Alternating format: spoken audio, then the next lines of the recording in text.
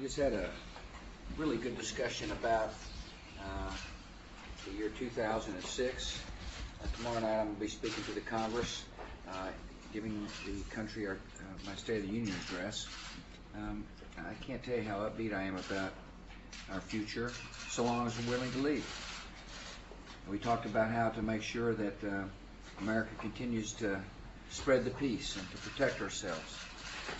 I heard from the Secretary of Defense and Deputy Secretary of State about very positive initiatives, not only in the Middle East, but in the Far East as well.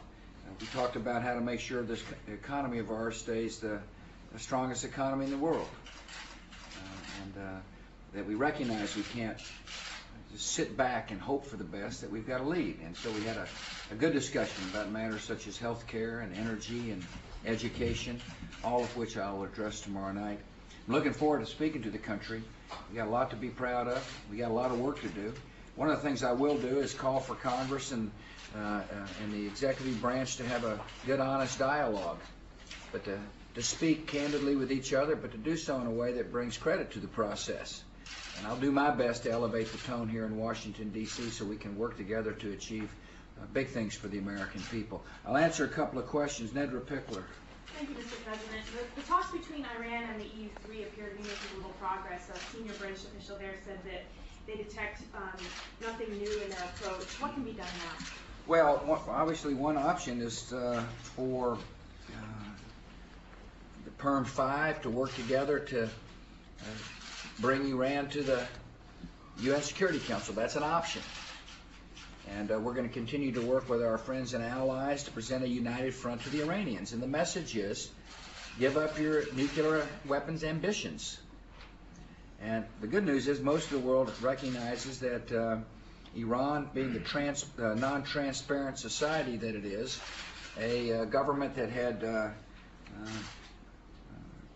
violated IAEA rules, is one that cannot be trusted with technology that could enable it to develop a nuclear weapon. And so we're united in our goal to keep the Iranians from having a weapon, and we're working on the tactics necessary to continue putting a united front out. The other thing is that we want the people of Iran to be able to live in a free society.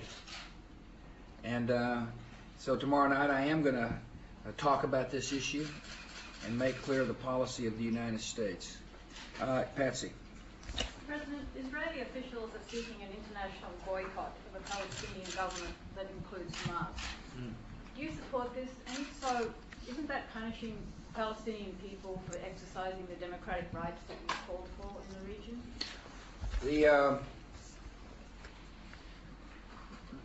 The Hamas party has made it clear that they do not support the right of Israel to exist. And I have made it clear, so long as that's their policy, that we will not support a Palestinian government made up of Hamas. We want to work with a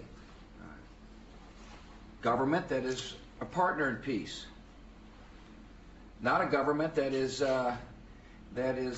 whose declared intentions might be the destruction of Israel. Secondly, this new democracy that's emerging in the Palestinian territories must understand that you can't have a political party that also has got a armed wing to it. That democracies yield peace. And so the second half of our message to Hamas is get rid of your arms. Disavow terrorism. Work to bring what you promised to the people of the Palestinian territories. Listen, these folks ran on the campaign, we're going to get rid of corruption. And that we're going to provide services to the people. And that's positive. But what isn't positive is that that they've got parts of their platform that will make it impossible then to be a peaceful partner. Thank you all very much. Thank you.